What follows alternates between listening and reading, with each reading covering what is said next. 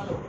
अब अपने से ये पूछा जाए कि अपन ये कहें कि जो 1 लीटर दूध है उसमें चीनी 20 ग्राम हो तो हम मानते हैं न दूध ज़्यादा मीठा है, न कम मीठा है, न ज़्यादा मीठा है, नॉर्मल। अब अपन ने लिया 1 लीटर दूध इस तरह का कि जिसमें उसमें 30 ग्राम चीनी है, तो अपन इसमें कितना पानी मिलाएंगे कि अपन जो अभी बोल रहे थे कि जो मिठास जो है नॉर्मल है। तो ये इस तरह की प्रॉब्लम है इस केमिस्ट्री में, कोई बड़ी बात नहीं, इसको तो आम जनता ही कर लेगी। इसमें कितना दूध और मिलाया जाए, 1 लीटर में कितना मिलाया जाए जिससे कि उसकी क्या आ जाए 20 ग्राम आ जाए। कैसे करा जाए इसे? मान लिया जाए 20 लीटर मिलाया जाए, 20 लीटर मिलाया तो अब चीनी जो है 30 ग्राम है। अब अपने को 1 लीटर में 20 ग्राम चाहिए, तो 1 + 20 लीटर में 30 ग्राम है, तो 30/1.1 + 20 ये हो गई 1 लीटर में, और ये चाहिए मुझे 20 ग्राम चाहिए। तो बोलूंगा तो 1 + 20 बराबर क्या, 1.5, तो 20 बराबर क्या, आधा लीटर। अब क्या है, अपन लोगों को भी कैलकुलेशन की आदत पड़ जाती है, लेकिन इसको कोई कम पढ़ा लिखा आदमी भी कह देता है यार इसमें क्या सोच रहे हो, आपको हर लीटर में 20 ग्राम चाहिए ना, तो दूध 1 लीटर का 1.5 लीटर कर दो, तो 1.5 लीटर में 30 ग्राम हो जाएगी, तो 1 लीटर में 20 ग्राम हो जाएगी। इसमें क्या इतना क्या कैलकुलेशन करी, लेकिन अपने को तो आदत फार्मूलाओं की पड़ी हुई है ना। तो अपन ने क्या सोचा कि हम 20 लीटर मिलावे, मेथड तो ऐसे ही चलेगा ना, क्या कि 20 लीटर मिलावे तो 30 ग्राम 1 + 20 लीटर में होगी, तो 1 लीटर में क्या होगी 30/1 + 20, और हम क्या चाहते हैं 1 लीटर में 20 ग्राम। तो आ गया कि हमें आधा लीटर दूध और मिला दो तो वो नॉर्मल मिठास उसका हो जाएगा। अब आ जाते हैं इस सवाल पर, तो ये भी सब इसी तरह के हैं, रेशियो के सवाल है ये। इसको फिजिकल केमिस्ट्री को समझना इतना कठिन नहीं है, यदि आप थोड़ा सा रेशियो की बातें समझने लगे तो।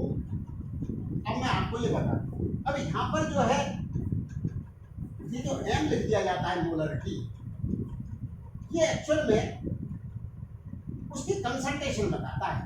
अब है तो 100 मिलीलीटर, तो ये 0.2 m का क्या मतलब हुआ भैया, 0.2 m का क्या मतलब हुआ कि 1 लीटर में 0.2 मोल पड़े हुए हैं किसके, H2SO4, ये मतलब है इसका 1 लीटर। लेकिन हमने तो सॉल्यूशन कितना लिया है 100 मिलीलीटर, तो 100 मिलीलीटर में कितने होंगे, तो भैया इसमें कुछ होता ही नहीं है। 1 लीटर में 0.2 है, तो 100 मिलीलीटर में क्या होंगे, मल्टीप्लाई कर दो। जब कोई यूनिटरी मेथड में एक में चीज पता होती है, मतलब 1000 मिलीलीटर में पता है और 100 मिलीलीटर में पता करना है, तो अपन पता नहीं कर सकते क्या। तो मैं एक बात और बताना चाहता हूँ कि डायरेक्टली मिलीलीटर का गुणा कर दो तो ये मिलीमोल्स आ जाते। अगर ये 0.2 लीटर होता तो 0.2 मतलब 100 लीटर होता तो कितने मोल होते, 1 लीटर 0.2, तो 100 लीटर में क्या होते 0.2 × 100। अब ये मिलीलीटर है तो मिलीमोल आ जाएंगे, मल्टीप्लाई करते अच्छा, तो इसके मिलीमोल्स आ जाएंगे। लेकिन इन दोनों को तो मिक्स कर दिया गया, और एक एसिड है एक बेसिक है, तो एसिड और बेसिक रिएक्शन करेंगे तो क्या बनता है, एसिड और बेसिक जब रिएक्शन करते हैं तो बनता क्या है, salt and water, salt and water बनता है। तो अब आप पहले तो इसकी रिएक्शन लिखो H2SO4 प्लस NaOH क्या बनेगा, वाटर प्लस Na2SO4 ये बनेगा। अब 2NaOH देख लो आप, आ रहा है नहीं आ रहा,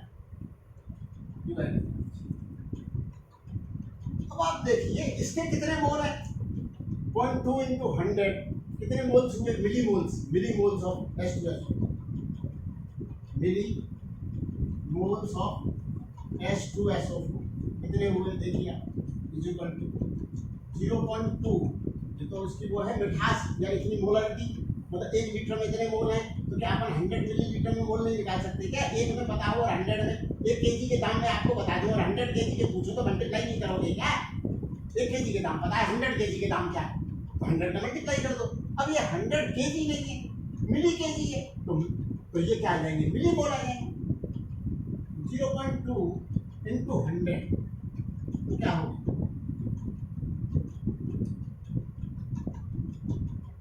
20 मिली मोल्स।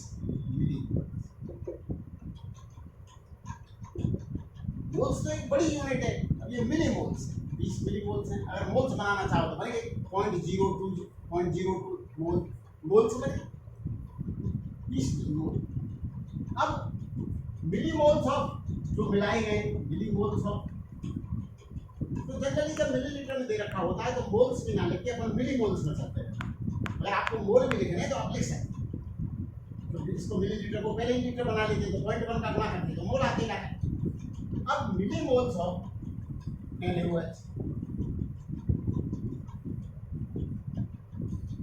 कितने? 0.1 इंटू 300 कितने हो गए? 30 मिली मोल्स। ये तो है इसके H2SO4 ये NaOH।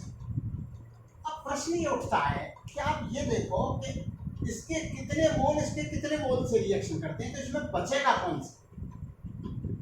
तो कभी भी ऐसे नहीं बोलना चाहिए कि सब वो बचेगा जो ज्यादा है।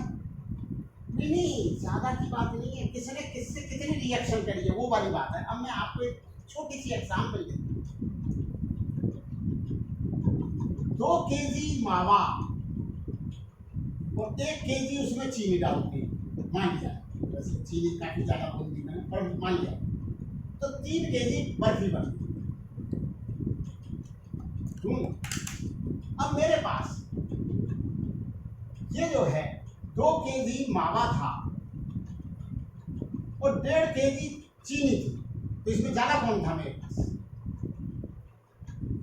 तो आप ज्यादा देखोगे तो ज्यादा तो मावा है, लेकिन इसमें मुझे बर्फी बनानी है तो चीनी बचेगी या मावा बचेगा? तो इसमें क्या, इसे तो कोई नहीं बता देगा, क्योंकि हर 2 केजी के लिए 1 केजी चीनी चाहिए, लेकिन चीनी उस जिस रेशियो में चाहिए उस रेशियो से ज्यादा है तो चीनी आधा केजी बचेगी, जिस रेशियो में चीनी चाहिए। अब आपके घर में आधा केजी नमक है और 10 केजी सब्जी है, तो बताइए कौन बचेगा? सब्जी बनाएंगे तो कोई भी कह देगा नमक बचेगा, वो कोई आधा केजी नमक थोड़ी डाल देंगे, 10 केजी सब्जी तो नमक ही नमक है। तो एक रेशियो होता है ना फिक्स, ऐसे ही यहाँ पे किया। देखो आप समझो बात को, रेशियो की बातें समझो है। मैं बिल्कुल देसी लैंग्वेज में पढ़ा रहा हूँ, क्योंकि मुझे तो केमिस्ट्री पढ़ानी है, अंग्रेजी थोड़ी पढ़ाएंगे, और अंग्रेजी मुझे आती भी नहीं, मैं झूठ क्यों बोलूं, आती भी नहीं।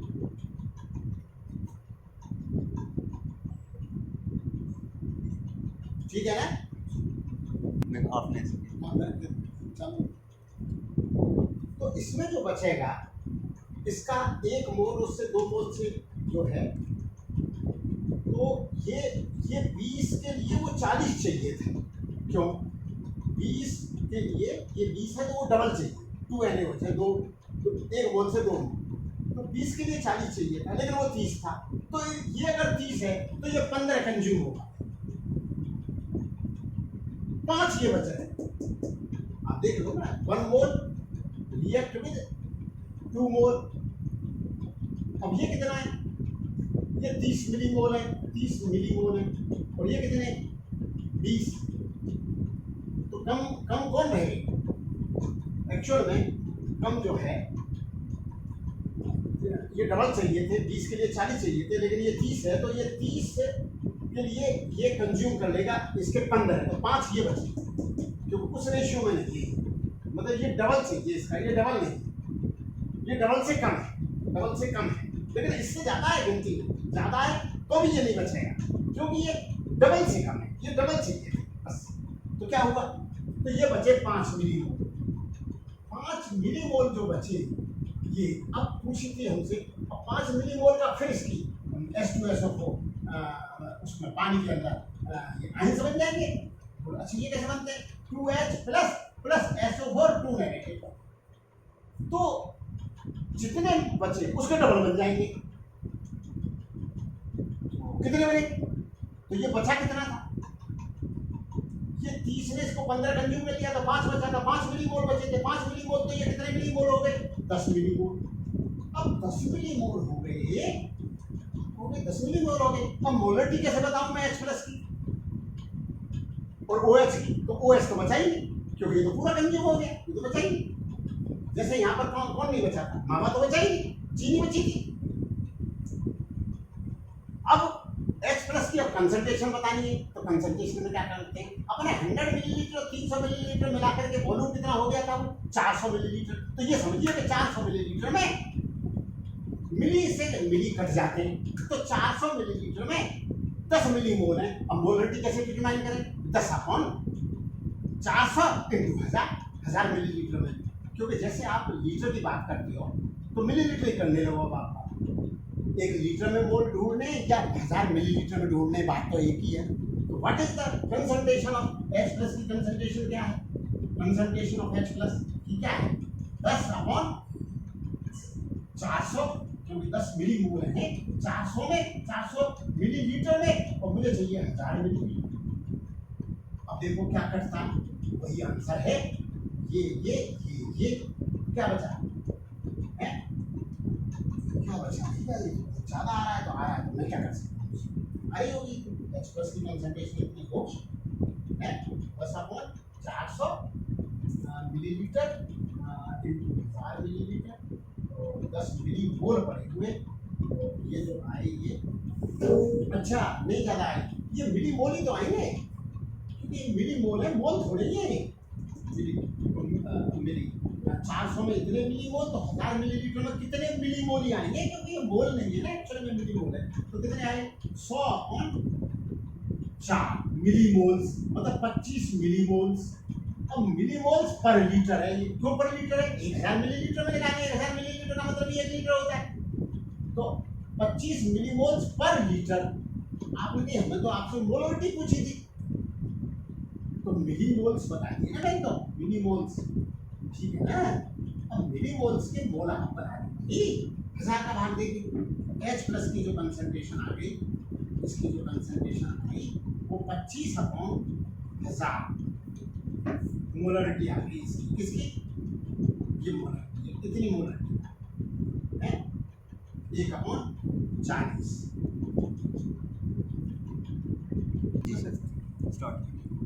हेलो, ये एक प्रॉब्लम है कि 200 millilitre of 1 mSCl solution is mixed with 600 millilitre of 2 ms 2m मतलब 2 मोलरिटी का HCl सॉल्यूशन 600 मिलीलीटर है, 1 मोलरिटी का 200 मिलीलीटर है HCl का सॉल्यूशन, इनको मिक्स कर दिया गया।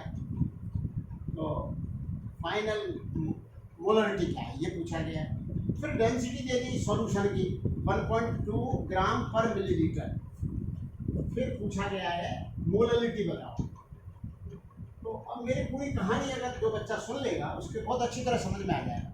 अगर मैं आपसे एक बात कहूँ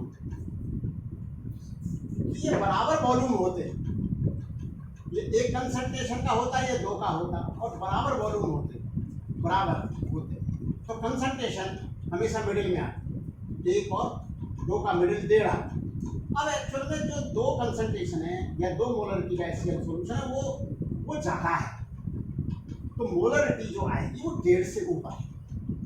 अब मोलरिटी निकालते कैसे हैं भाई? मोल्स पर लीटर, तो इसमें कितने मोल्स हैं?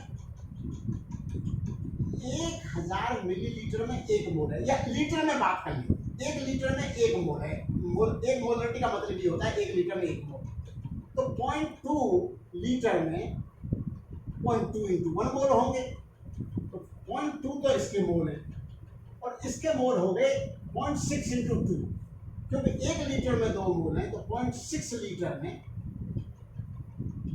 0.6 लीटर में 0.6 इंटू 2 होंगे। 1 लीटर में 2, तो ये 1 लीटर से कम है तो मोलों की संख्या कम आएगी। 1 लीटर में 2 है तो 0.6 लीटर में 0.6 इंटू 2 तो 1.2 हो गई। तो this is the total number of moles और टोटल वॉल्यूम का भाग दे दो तो मोल्स पर लीटर आ गए और लीटर में भाग दे दो तो लीटर हो गया 0.2 और 0.6 0.8। तो मोलरिटी आ गई, मोलरिटी फाइनल मोलरिटी आ गई 1.4 अपॉन 0.8 कहने का मतलब 7/4 1.